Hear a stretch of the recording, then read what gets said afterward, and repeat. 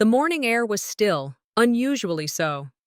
I stood by the kitchen window, hands wrapped around a warm mug, watching the steam curl up like breath from an old secret. Birds chirped as if nothing was wrong. But something was. I'd gotten up early, put on the navy blue dress I knew fit me best, curled my hair, not too tight, not too loose, just like Mama used to do mine for Easter Sunday. The sun peeked through the blinds, bouncing off the picture frame near the door. Me and my sister, 14 years apart, but always side by side in that shot. I was barely 21 then, holding her on my hip like she was mine. In many ways, she was. Diapers, school pickups, flu seasons. I covered more of her childhood than our mother ever did. I didn't have all the details about her wedding, never got a formal invite, but I figured it was just one of those disorganized family things. I baked a small lemon loaf, wrapped it in foil with a yellow ribbon, and set it on the table. Thought it'd be a sweet little something to bring. I even imagined her face lighting up. Oh, Maddie, you didn't have to. And maybe, for once, I'd feel like I belonged.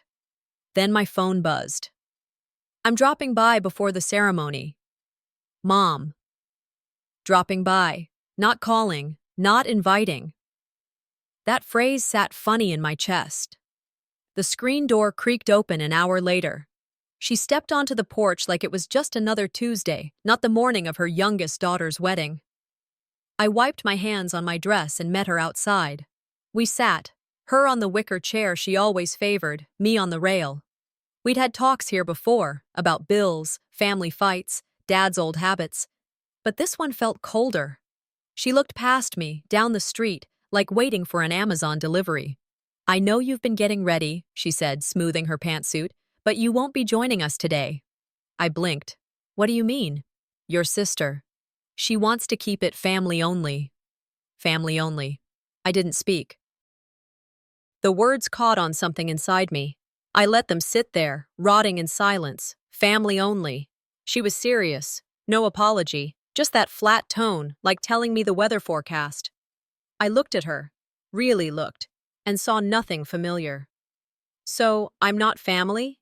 I asked. She shrugged. It's her day. We don't want drama. Drama. I was drama. I could feel the heat crawl up my neck. 1,000 memories flashed. The time I pawned my class ring to help cover Mom's rent. The nights I rocked my sister to sleep while our mother was out. The birthday I spent alone at Red Lobster when they forgot to show. I stood up. The gift in my hand felt heavy now, stupid even. She patted her purse and walked back down the steps without looking back. I walked inside, shut the door quietly, and held onto the counter to stop my hands from shaking. The lemon loaf dropped onto the floor. Foil tore. I didn't pick it up. I stared at the hallway mirror.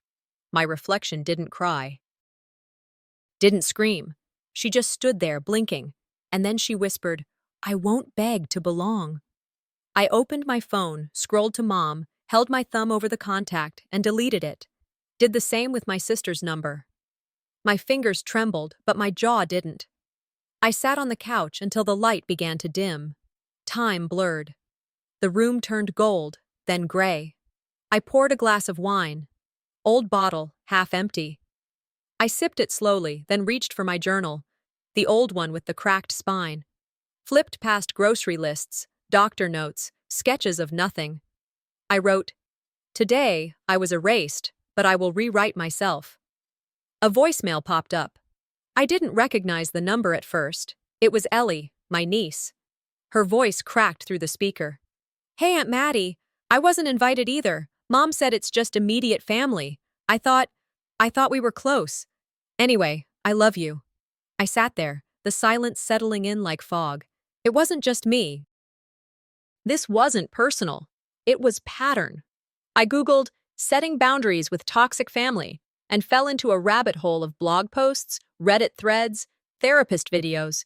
My glass emptied, my spine straightened. They didn't want me there. Fine, but they don't get to define me anymore. My phone buzzed, a message from an old friend I hadn't heard from in months. It was a photo from the wedding. Everyone in pastels, holding glasses, laughter frozen in frame. And there she was, my goddaughter, the one I put through community college, laughing with champagne in hand, standing right next to my sister, smiling like I never existed. After the photo, I didn't move for a long time, just sat there with that half glass of wine, watching the sun push shadows across the floor. But eventually, I got up, walked to my desk, and opened my laptop. I wasn't looking for anything in particular, maybe an old email, maybe a reason, but what I found instead was worse than silence. The family wedding folder. I had access to it once, back when they pretended I was part of things, back when Marisol said she wanted my help with the logistics.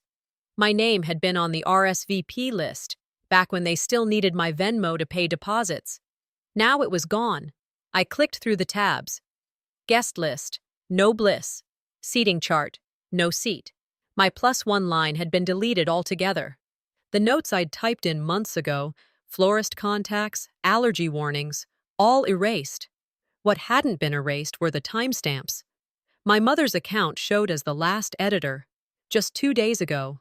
It wasn't a clerical error. It wasn't a misunderstanding. It was strategy. I kept clicking. On the family table tab, I saw her name, Lauren Jensen.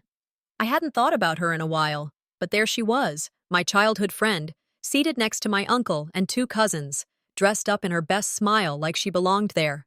Lauren, who once called me her forever person, who cried on my porch senior year when her parents split and said, "You're more family than my own." The same Lauren who hadn't texted, hadn't called, hadn't even liked a single one of my posts in months, not since the engagement announcement. And yet, here she was, not just attending, but featured. I checked my phone.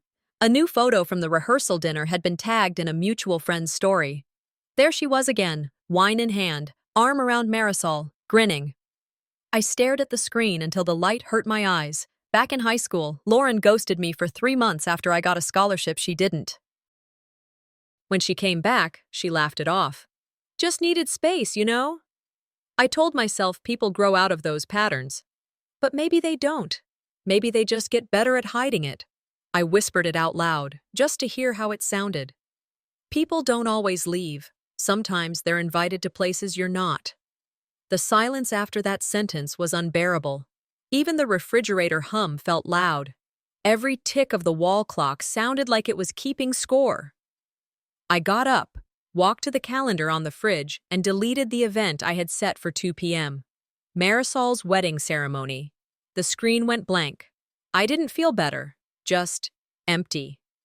I went to the bathroom, washed off the blush I'd applied that morning, now smudged and pointless, watched the water run pink down the drain. In the mirror, I saw something shift. This isn't grief, I told myself. It's clarity. On the way out, I spotted the wedding gift still lying on the floor, half wrapped, half forgotten. I picked it up, turned it in my hands. The ribbon had come loose. I stared at it for a long time, then I placed it on the hall table, not as a gesture of forgiveness, but as evidence, proof that I had come to the edge and stopped myself from crossing into bitterness. That was enough. Back in the living room, I unlocked my phone and blocked Lauren on everything. Instagram, Facebook, even Pinterest. Not out of spite, out of necessity. Then, I opened my email. My cousin Terry had messaged me a few days ago. "Are you still coming? Want to ride together?" I typed, "No, I wasn't invited," and honestly, that speaks louder than anything I could say. I hesitated, then added a line. A quote I had bookmarked months ago when I first started therapy. Daring to set boundaries is about having the courage to love ourselves, even when we risk disappointing others. Brené Brown. I hit send. Then I opened my journal again. The same worn pages, ink-smudged corners. I didn't need to write much this time. I just wrote, "I will not shrink to fit spaces I've already outgrown." The sun was dipping lower now. Everything felt slow, deliberate, like I was watching myself turn a corner I'd been circling for years. Then my phone buzzed again. A voicemail. No caller ID. I hadn't even pressed play yet, and my gut already knew. This wasn't going to make anything better. But I pressed it anyway. The voicemail started like static. Then I heard her voice. My mother, not the tone she uses when she's performing motherhood. This was her real voice. Flat, relaxed, Smug. I mean, can you believe it? That went smoother than I thought, she said, then laughed. A light clink of glass in the background. No drama, no tears, we just didn't invite her. Another voice, maybe a cousin's wife, chuckled. She's still emotional like before? Oh, always, my mother replied. You never know with her. Everything turns into a scene. I sat still, didn't breathe. My finger hovered over the delete button, but I didn't press it. I told Marisol we'd just say Bliss decided not to come. Makes her look classy, keeps the peace. She doesn't need guilt on her wedding day. Silence on the line after that. Then a faint scraping sound, probably her setting her phone down without ending the call. That's how I got the recording. They weren't just excluding me. They were rewriting me. I wasn't absent, I was erased, conveniently, strategically. With a smile on their faces and my name turned into a problem. I didn't cry, not then. Instead, I walked to the kitchen, sat down at the same table I'd eaten breakfast at 1,000 times, and suddenly, I saw it. Not just this moment, but all the others like it. That time I asked her to come to my school play, 4th grade, I think. She said she was too tired. I remember defending her when the other kids asked why no one came for me. My mom works a lot, I'd said. Back then, I made excuses for her because I didn't want to believe the truth. But sitting there now, it wasn't exhaustion. It was indifference. It had always been indifference. Field trips, birthday dinners, college award ceremonies. She found her way out of every one, always a headache, or a scheduling conflict, or just didn't feel up to it. The stories hadn't changed, only my willingness to believe them. And once you start seeing it, you can't unsee it. It wasn't a string of random disappointments. It was a pattern, a choice. And I had been bending myself into forgiveness my whole life just to avoid naming it. I felt the ache of it then. Deep, dull, not sharp like anger, more like grief finding its shape. I walked to the living room and turned on my laptop. I shouldn't have, but I did. Scrolled social media. The live stream was still pinned. Marisol stood in front of a full-length mirror, laughing as she turned side to side in her dress. The video caught a moment, just a few seconds, when my mother adjusted the veil gently, like it was a crown. I remembered my own graduation. I'd asked her to help me pick out a dress. She said I'd probably just choose something too mature and told me to go alone. So I did. And yet, here she was, beaming, delicate fingers fluffing Marisol's gown like she'd waited her whole life for that moment. A comment beneath the video read, "You two look more like sisters than mother and daughter." Of course they did. They always had. Marisol had the soft features, the agreeable spirit. She never pushed, never argued, never questioned. The easier one, the lovelier one. And I asked for things. I noticed lies. I didn't smile when I wasn't happy. I had spent so many years trying not to resent Marisol. And I didn't. Not really. But I did resent the math. That loving her meant less left for me. I closed the laptop and stood up. My feet felt heavier, but my breathing, steadier. I walked the length of the room and back, over and over, until my thoughts weren't racing. They were forming. I wasn't left out because I was broken, I whispered. I was left out because I stopped breaking myself to fit in. I pulled a notepad from the drawer, not to write to them, to write for me. At the top of the page, I scribbled a quote I'd seen on a mug once. You don't have to attend every argument you're invited to. Then below it, in my own words, they didn't break me. They taught me how to stand alone. The sun was low now, casting long shadows across the carpet. And then, just as I found my footing, the doorbell rang. I pulled into the driveway under a sky turning amber. The venue's parking lot was already half full. I held the wrapped gift in my lap, hands still trembling. I hadn't slept. My reflection in my rearview mirror was more tired than I expected. Part of me wondered, am I walking into a place I once helped build? I stepped out and carried the gift inside. The late afternoon sun lit the lobby in warm tones, but everything felt cold. Staff greeted guests with smiles, holding tablets. I approached the check-in desk. I tried to steady myself. Name, please? The attendant asked. Bliss Fairclough, I lied, handing over the confirmation email printout. The attendant's eyes flicked to the list. She tapped on a screen. I'm sorry, your name isn't here. I pressed harder. I still have my receipt, the RSVP. I paid the deposit. My voice cracked, but I held it steady. She shook her head. I'm sorry, it's policy. In that moment, confusion turned to indignation. How do you erase someone you never properly acknowledged? I walked forward anyway, into the reception hall. My heart sank at the sight. Guests gathered in clusters, pastel dresses, and polished shoes.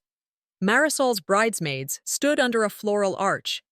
I slipped into a side table, trying to disappear into the shadows. The MC's voice boomed. Thank you to my mother, my father, my bridesmaids. Pauses. Close friends. There was no mention of me.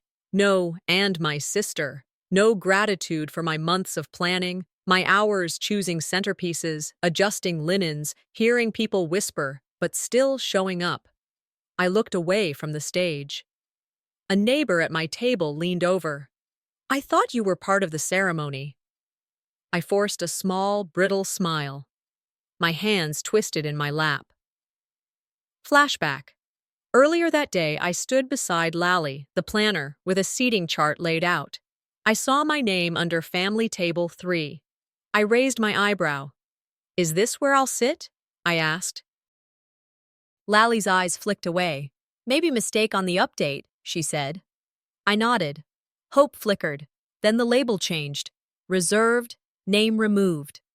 Another memory, a holiday dinner when I was small, candles lit, table full. My plate came late. When I asked why, Mom said they forgot. I heard laughter from her friends. I laughed along to avoid tears. They said, "You're good help, dear." Not family table, but help. Back in the hall, someone handed a wedding pass with a QR code. It was theirs, a guest someone else had invited. I realized the pass I used to slide into rooms had been given away. I stood, walked out into a hallway that smelled like lilies and regret. I found the glass double doors. My reflection rippled. The polished tile cool under my soles. I texted my mother. Why remove my name from the speech? Why not give me a pass like everyone else? No reply. I looked at my reflection in the glass. It wasn't anger bubbling so much as sharp awareness. I won't be the unseen one. A photographer nearby said, "Would you like to pose with your family for a shot?" I stood frozen for a second, then said, "No thanks." I turned. Outside, dusk was setting in. I paused under a street lamp. My phone buzzed. A group text. Photo from inside. Laughter, smiles, wine glasses raised. Everyone part of the frame. Everyone except one empty chair beside Marisol. I swallowed hard. That empty chair felt louder than every thank you I didn't hear. By the time I made it home, the sky was already swallowing what was left of the day. I didn't remember much of the drive, just streetlights flicking past, one after another, like questions I didn't want to answer. I walked in still holding the wedding gift, wrapped in silver paper with a navy ribbon that now felt too formal, too hopeful. I set it on the dining table, didn't even look at it, just placed it there like a question no one wanted to hear. I didn't turn the lights on. The apartment was dim, the kind of quiet that didn't feel calm. It felt abandoned. I took off my shoes without thinking, one by one, and left them crooked by the door. Every move was mechanical, like I'd practiced the motions of coming home, but lost the meaning behind them. In the kitchen, I opened a bottle of wine. It had been there for months, something I was saving for. I don't know. A celebration that never came. I poured a glass, sat down, stared at it. I didn't cry. I didn't yell. I just floated, numb, like my body had made it home, but my mind hadn't caught up yet. My phone buzzed. It was that old family group chat, one I'd stopped checking months ago but never left. The message lit up my screen. A photo of everyone gathered together, arms linked, faces red from wine and laughter. Caption: Best family wedding ever. I scrolled. Past the photo, past the emojis, past the comments. There it was. Earlier in the day. A voice memo from Uncle Dan, his usual snarky tone. At least no drama this time. We left the protester out. A few seconds later, my mother, laughing emoji.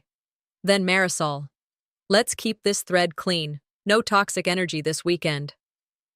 I didn't even feel heat rise, no flush of anger, no sting, just an empty quiet that settled into my chest like dust on furniture that hadn't been touched in years. They weren't worried about me being upset. They weren't afraid of my absence. They mocked it.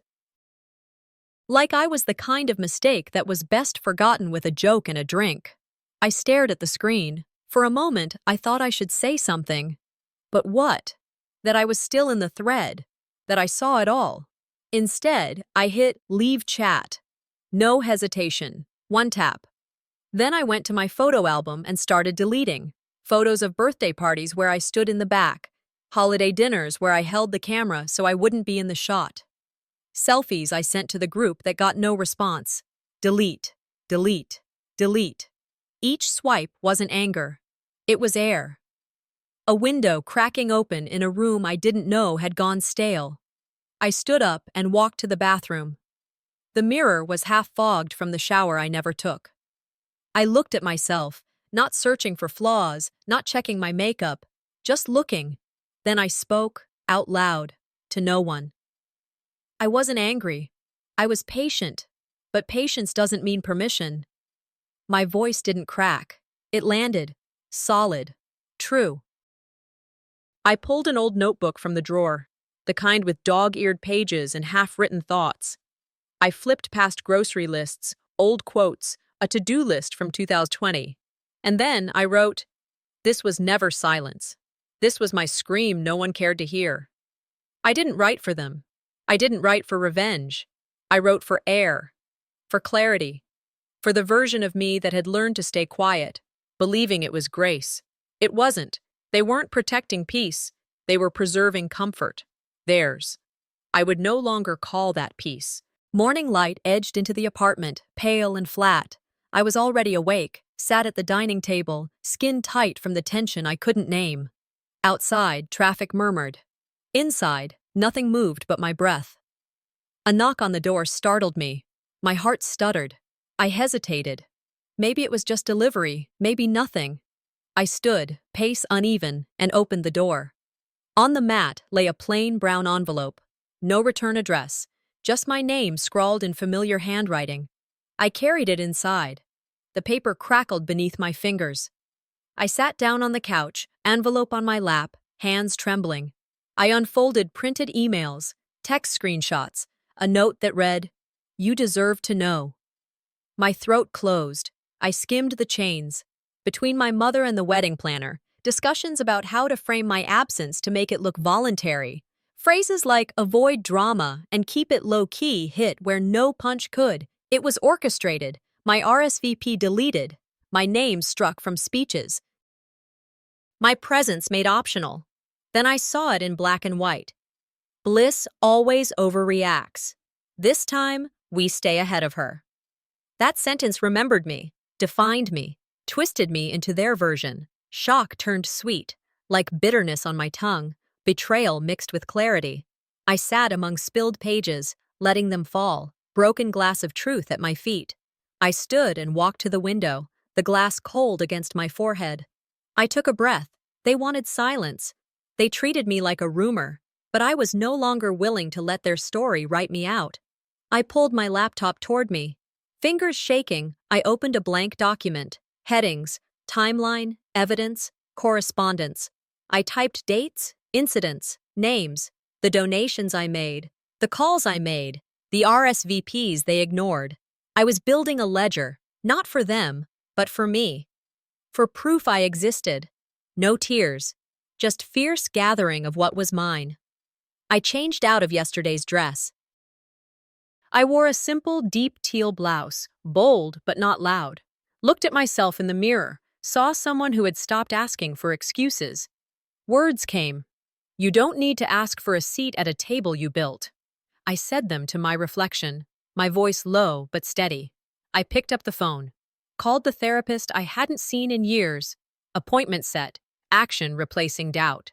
Then my phone buzzed. A text from Marisol. Can we talk? I stared. I didn't respond. Closed the phone, sat in the quiet I'd earned. I found the envelope in my locked drawer that afternoon. Letters, old pay stubs, postcards from places I once believed I deserved to be. When I saw trust document, Ambler Fairbanks Family Trust 1998 in Mom's handwriting, something tightened in my chest. I hesitated. My mind replayed every time I felt invisible. Every time I held the door open for guests, arranged the chairs, chose the flowers, all while being told quietly, "You're good help." I slid the envelope open. Inside was a document naming me secondary heir to a property, maybe an investment fund. But someone had removed it. The wording was scratched out in the most recent copy. Amended, stripped. Vindication and betrayal tangled in my gut. I whispered, "They took my name off the papers, too." I leaned back, letting the weight of what was once mine settle across my shoulders. Then I played the recording I'd made in secret, a meeting between my mother and Lally. Mom's voice smooth, cold. "She's always going to be too much. Better if she just chooses silence." Lally answered, "It's easier to manage expectations when she doesn't show up." Proof, not just neglect, but orchestration. Intent in every edit, every removed mention. Anger burst up. Rage mixed with clarity. I understood then. This was never a mistake. It was an offense dressed in kindness. I called her. A cafe near downtown Houston. Neutral ground. Mom showed up in a skirt pressed neat, coat draped over her arm. She offered a polite smile. I didn't smile back. I asked, voice calm but loud enough, "Why did you remove my name from the trust? Why did you instruct people to pretend I wasn't invited?" She opened her mouth, tried to deflect. "All documents are standard. You must have misread." I played the recording. The cafe's quiet broke. Heads turned at nearby tables. Mom's cheeks paled. She looked smaller than I remembered. My heart pounded. Not because I feared her, because I was finally seen. The truth wasn't hidden anymore. I got in my car afterward, hands on the wheel, breathing deep. I watched the sunlight turn orange over the highway. I thought about how many times I swallowed silence. Birthdays, milestones, holidays, all swallowed. I wrote on the passenger seat in my notebook, "I deserve to be named, not forgotten." And I meant it. I made calls, lawyer's number, cousin Terry's. "I have documents," I said. "We need to talk." Action, not waiting. Then, my phone buzzed. A message from Marisol. "We need to talk. Meet at home." I didn't answer. The hall was dressed in lights that shimmered, laughter that floated like soft music. Fairy lights draped over arches, candle flames flickered. I sat at a round table, linen crisp, wine glass empty, gift bag on the floor beside my chair, ribbon undone. I felt invisible, but I also felt something sharpen inside me. The MC stood, microphone in hand. Guests raised their glasses, toasts started. My heart clenched as they prepared for the usual. But then I stood. I rose from the chair nobody asked me to fill a role in. I carried the receipt folder in one hand, phone screen lit in the other. I waited. Silence gathered with every step. "Before we begin," I said, voice clear, "I want everyone to know something." I raised the phone, showed contracts, screenshots, bank transfers. I paid 70% of the venue, florist, caterer, everything. I covered most of this wedding. Shock washed the room. Murmurs rippled. Faces turned pale. Marisol froze mid-smile. Lavinia's hand twitched at the edge of her clutch. Guests exchanged glances. Someone gasped, some backed away, but many leaned forward. I didn't need their applause. I needed them to see. Proof was no longer hidden. The ledger didn't lie. Afterwards, I approached Lally, the wedding planner. I placed contracts beside the centerpiece. "Here," I said. "My name, the transfers, account numbers, the contract you all signed with me." Lally hesitated. "That was years ago." But every document was dated, every invoice signed, relief mixed with rage. I felt vindicated. I felt exposed. I stood in their whispers, their shifting weight, many recorded with phones. I saw disapproval in some eyes. In others, guilt. In a few, respect. Marisol tried, voice shaking. Bliss, I didn't know. No, I interrupted. You were told. The details were rearranged so your handshakes could look clean. The hall went quieter, but I was steady. A woman in front stood. Why wasn't this ever acknowledged? Why wasn't she ever thanked? Mom's face flushed. She opened her mouth, but nothing came. I walked off the makeshift stage, letting the receipts fall like testimony behind me. Sat back at my table. Camera flashes blinked around. My face stayed calm. My heart thundered with something I'd been holding so long. They can no longer pretend silence means consent. That omission means invisibility. A text popped on my phone. From an old friend who wasn't invited. Saw what you did. I'm proud of you. I looked up into the sea of faces, past the stage, beyond the decorations. Truth cannot drink champagne under the same roof and still be trampled.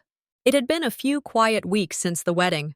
The kind of quiet that once used to unnerve me, but now it didn't feel like rejection. It felt like rest.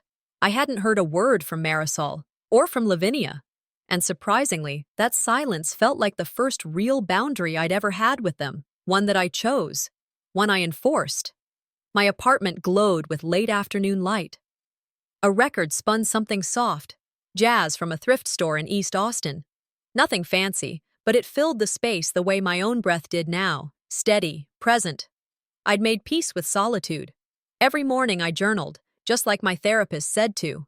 She told me once, healing isn't so they'll come back changed, it's so you won't need them to. A note from my Aunt Jo, tucked inside the back of a cookbook, came to mind. Sometimes peace looks like distance, and that's okay. I read it again last night. It didn't sting this time. Then, yesterday, I opened my email. The subject line read, "We should talk." Lavinia, short, unemotional, like always. I stared at the screen. My fingers hovered. I typed a full paragraph, deleted it, typed again, deleted. I sat back, stretched my spine, took a breath, and wrote what I needed to. For now, I choose not to continue this dialogue. Please respect that boundary. I clicked send, and I didn't check it again. Later that night, a message popped up on Facebook. Marisol's friend, Jenna. She's devastated. She regrets it. I let it sit unread for hours. Then I opened it and didn't reply. Regret, I've learned, isn't the same as accountability, and I'm not a stage for anyone's guilt, especially not when they waited for me to collapse before they looked for closure. The following weekend, I joined a community garden I'd driven by for years but never stopped at. Dirt under my nails. Lavender roots in one hand, a tomato sprout in the other. There was something sacred about putting new life into soil.